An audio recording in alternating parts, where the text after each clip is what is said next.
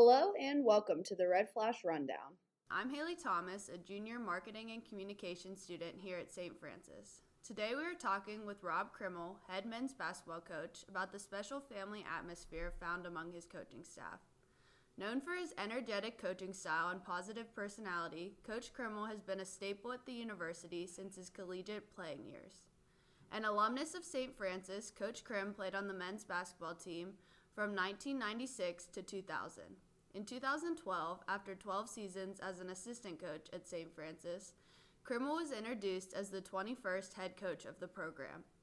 Coach Krim has now served as head coach for the past 7 seasons. Thanks for being here today, Coach. Absolutely. Thanks for having me, Haley. How are things going? And I know practices just started, so if you want to kind of touch on that a little. So far, so good. We're only 3 practices in, and we have a bunch of new guys combined with a pretty experienced team. So trying to blend the new with the old and implement a few new things to make a few changes with new personnel. And guys have certainly changed their games. And as a staff, we think there's some things that can make us a little bit better in certain areas. So after 3 days, all is well. First day off is today, so we'll see how we respond tomorrow. All right, that's awesome. So since the beginning of your coaching career, you have seen the power of family both on and off the court. I know that you share a unique bond with all 4 of your assistant coaches. So can you just kind of tell the listeners a little bit about how you know each of your assistant coaches and when you first met them? Absolutely. It's it certainly is a very unique coaching staff with all of our assistant coaches having some ties to St. Francis. The first one will be the person that's been with us the longest, and that's Eric Taylor. Eric has been an assistant all 7 years for us since I was named the head coach. And Eric and I played together. And we played together for 2 years. He was 2 years older than I was. It was a terrific player and taught me a lot about what it was like to work at the college level. And he also introduced me to my wife. So that's when you talk about family, it goes a little bit deeper than the basketball court. But he's been such a big part of our growth here, and because of his passion for St. Francis and having played here, been an all-conference player, and then a lot of his experiences overseas, bringing those back to our guys, and just the passion and energy, not just on the court but off the court, that he has for developing young men is contagious. Coach Helton is responsible for, in large part, both Coach Taylor and I being at St. Francis, as he was an assistant coach when we played, and he's back for his second stint. He's the one that doesn't actually have an official degree from the university, but after 2 stints, he has an honorary degree from St. Francis. Yeah. And he's our associate head coach and has done a tremendous job, again, having been through it and then being a head coach and then coming back to St. Francis and having a feel for what it takes to be successful. That experience has been invaluable for our staff and for our players. And for someone who recruited both Eric and I, that connection goes back well before 1998 for me, and 1996 obviously for Coach Taylor. But the next one is Coach McConnell, and Luke, his dad, coached both Eric and I when we were in college. And then when Eric and I were in college, Luke was the age of my kid, so he was the one that was running around the gym and terrorizing everybody and raiding the snack bar at camp. And it's neat to see his progression. He played football at St. Francis and has a degree, actually has 2 degrees from the university, and has been a big part of our growth, and is a passionate St. Francis alum, and a young man that grew up in the program with his dad being the head coach. And my second son, Tommy, is named in part after Luke's dad. So the connection obviously goes well beyond the basketball court. To see Luke grow as a little kid running around terrorizing DeGaulle Arena, now being a big part of our staff and helping our guys grow as people and as students and as basketball players is pretty neat. And then last but not least, in part because he's the youngest member of the staff, is Umar Shannon. And Umar was a senior my first year as a head coach. And so I've known Coach Shannon since his high school days when we were recruiting him, and then obviously as an assistant coach, and then 1 year as a player while I was a head coach, and had an opportunity to bring him back. And Umar's again, another kid that has a passion. I say kid because a young man with a passion for St. Francis, and it's neat to see him again, a little bit like Luke, to grow from where he was as a freshman to where he is now as a basketball coach and as a father, and the example that he sets for our players both on and off the court. Okay, well, they're all awesome, very awesome stories. You can definitely see it through your coaching staff and how your players, how everyone treats each other. I mean, I've been witness to it over the past couple years. That there's a lot of relationships. You can see it in your coaching staff, definitely. Over the past seasons, what has been your favorite memory? Boy, I think there are a lot of them. You could probably pick several each year. To see kids walk across the stage in May and receive their diploma, that each year is the pinnacle for us as a staff. When you sign up to come to St. Francis, obviously we want to win as many basketball games as possible. We love all conference kids. All of those things are a big part of being part of the basketball team. But to see a kid walk across the stage and receive a diploma and to see those relationships and to see a kid grow, I think that's one experience when you see a kid come in as a freshman. And you could name, you have Jamal King, who walked across the stage, and to my knowledge, he's the first kid in his family to get his degree. And then you go back to someone like Coach Shannon, who graduated and then moved on and came back. I mean, there are a lot of neat stories that you can tell. And then for guys to go on and continue their passion and play professionally. Those are things that when you see that growth. So that would probably be one thing that I look forward to each year. But every 4 years as a kid grows. And then there are games that stick out. The opportunity to play in the championship game 2 of the last 3 years and to host it last year. The atmosphere was unreal. And for our guys to be able to experience that is something they'll always remember. Now our next step is to win a game like that. But you look at the game, the shot that Keith hit against Wagner in his freshman year. You see the team and the program on Sports Center, and for guys like Earl Brown and Ronnie Drennan, who are all conference guys for us, that were part of the team that knocked off Rutgers and the first Northeast Conference team to beat a Big Ten team. There are a lot of things. Beating Duquesne that year. There are certain games that stick out, but for me, it's seeing kids come in as freshmen or sophomores or whenever they come into the program and walk across that stage in May each year is the most rewarding thing for me and for the staff. But after 7 years as a head coach and the time as an assistant, there's so many great memories and so many great kids that have been a part of this program, and it'd be hard to pinpoint. I could probably talk to you for another 2 hours about those, but I know we're stuck on time here. But I'm looking forward to new memories and new opportunities to build relationships this year. All right. Well, good luck this upcoming season, Coach Krimm, and thanks for being with us today. Absolutely. Thanks for having me. We're going to take a quick break to note some upcoming SFU events. I'm Haley Thomas, and in just a moment, we'll be hearing from Marina Misitano, so stay with us.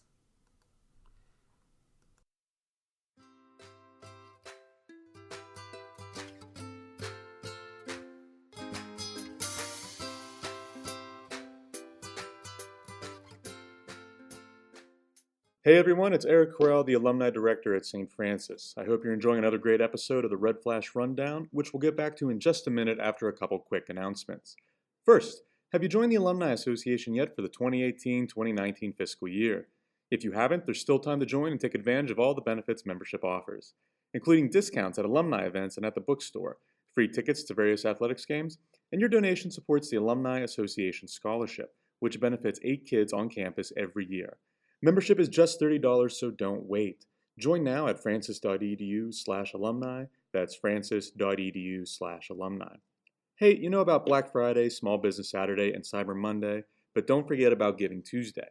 On December 3rd, support St. Francis University and specifically the things that make you proud to call yourself an alumnus of SFU. Was it your fraternity or sorority, your academic department, your sports team, your club, or religious life? Whatever it is, support them and the university this December 3rd for Giving Tuesday. Make your gift then or even now at francis.edu/annual-fun. Again, that's francis.edu/annual-fun with a hyphen in between. Thanks everyone for all you do for SFU. Now back to the RedFlash Rundown.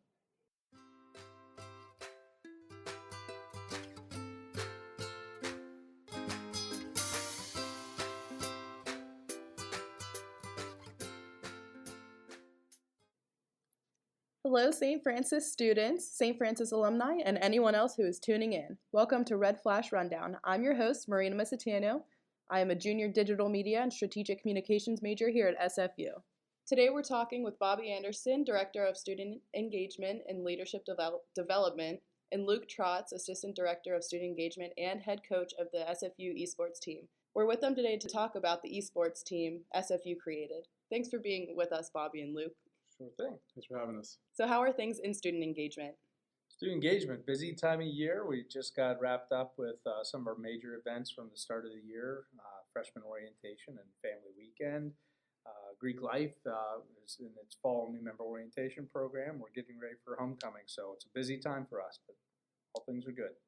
On this esports front, some of our teams launched last week, and this week some of our teams have their first matches, so busy on that end and trying to get some students here on the recruitment front.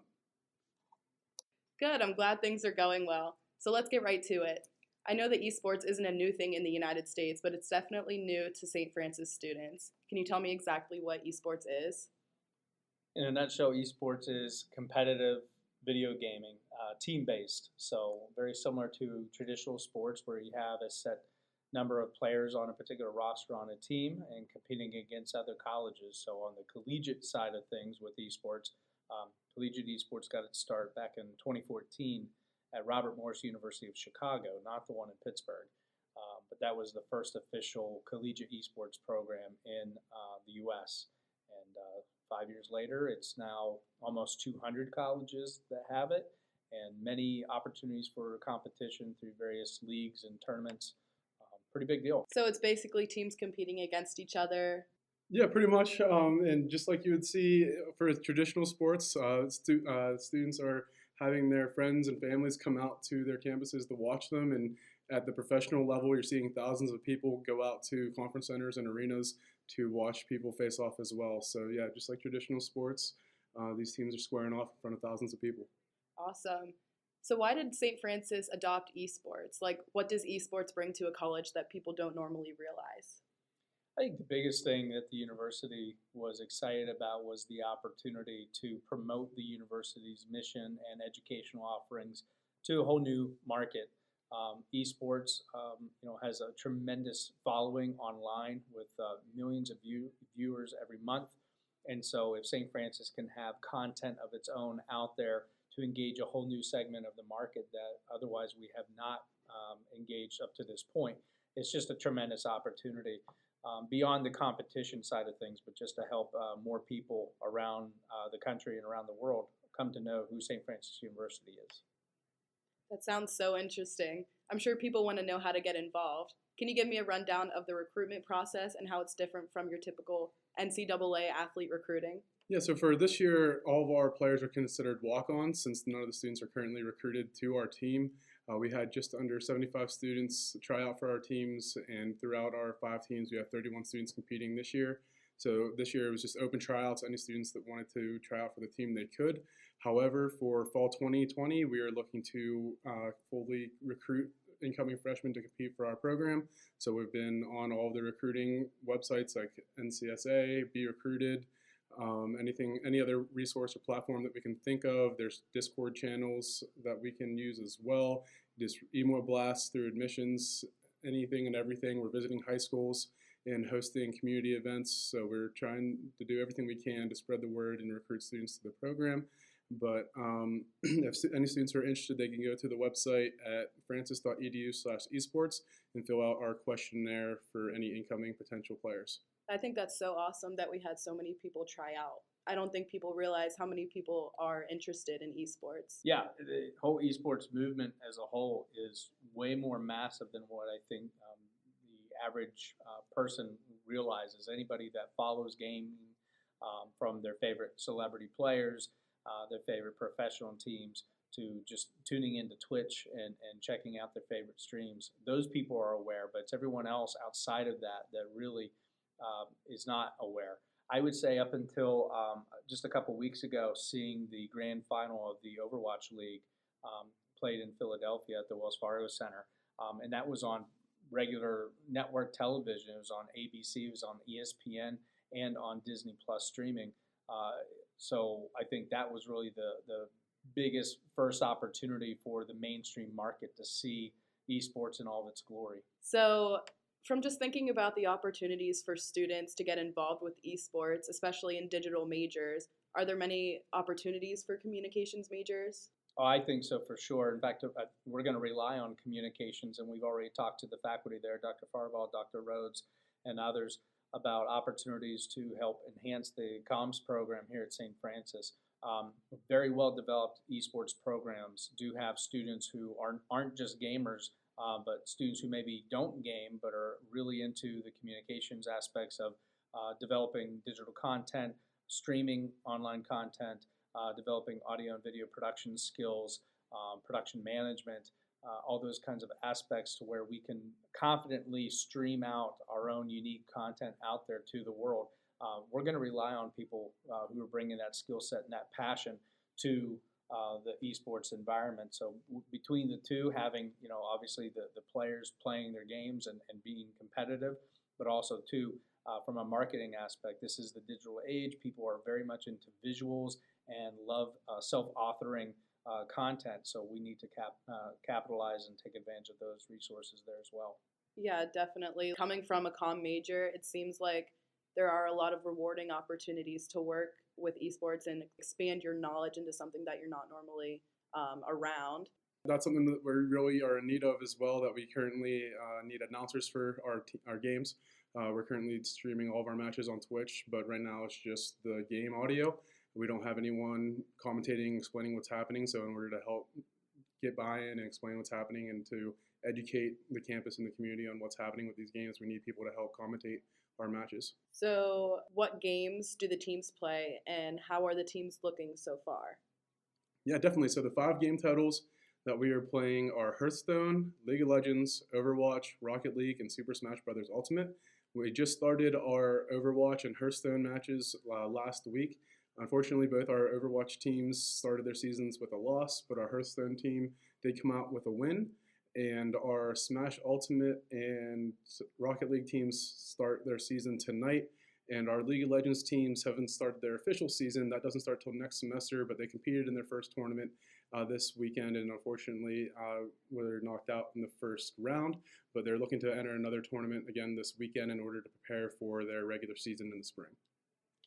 That's awesome that you guys actually won one of the matches, having it be the first year that we have esports. That's actually crazy, beating out a team that probably has had their team for a while. Yeah, that's one thing that our players need to recognize, is that it's going to be a little bit of a struggle at first going against some programs that are a little bit more established in this league. The teams that we're playing have been around for a year or two compared to our program. Yeah, and just like traditional sports, esports, is a team-based experience where there's real game strategy, there's communication, and so team dynamics are always at play. Just like if you can imagine the level of communication strategy for a college basketball team, you're going to have the same level of communication and strategy with an esports team. Just rather than manifesting physically, it's more neurologically. In fact, some campuses are even referring to their esports athletes as neurological athletes, because it's all in the mind and not as much through the body. So I have done my research on esports. I've done my fair share. Why is it such a hot topic this day and age? Like, I know it's second in views next to the Super Bowl. Yeah, I think it was 2 years ago. It was the International World Championship of League of Legends that had almost as many online viewers as the Super Bowl. And you're starting to see these arenas fill out, like we mentioned the Overwatch League Grand Final the other weekend there, with 34,000 people in attendance at the Wells Fargo Center. And they're selling out. These places are actually, max capacity there. I think there's a lot of factors that lead to why it's such a big deal right now. Certainly the advancement of technology. I think social media and how you can kind of create your own persona and your own personality online through various social media, and just the continuous evolution of gaming, I think has kind of really led to this confluence of factors that leads to the popularity of esports. Yeah, we're really taking the motto that esports is also everyone's sports. Regardless of age, body type, men, women, everyone can be successful in the arena of esports, and we think that is what also leads to it having such a large audience pool as well, is that it's something that everyone can relate to. Yeah, traditional athlete usually has to have a certain height, speed, strength, some kind of physical attribute, and while those things are developed over time, a lot of it too is just God-given attributes. Esports is just like anything else. It's the amount of time and passion that you dedicate to your sport, but does not require some kind of genetic predisposition of any type. There is a lot of judgment on esports players that shouldn't be happening just because they don't have like the God-given abilities to perform like a normal athlete, some would say. But I think it's that people don't realize like how skilled they actually are. Yeah, I think we'll have some opportunities too through not just this year, but as a program develops, to do some community engaged types of events where we can maybe challenge other people on campus to compete in these games to see how much skill and dedication really takes to be successful in them. So it could be some fun, but it also help really develop a lot of community on campus too.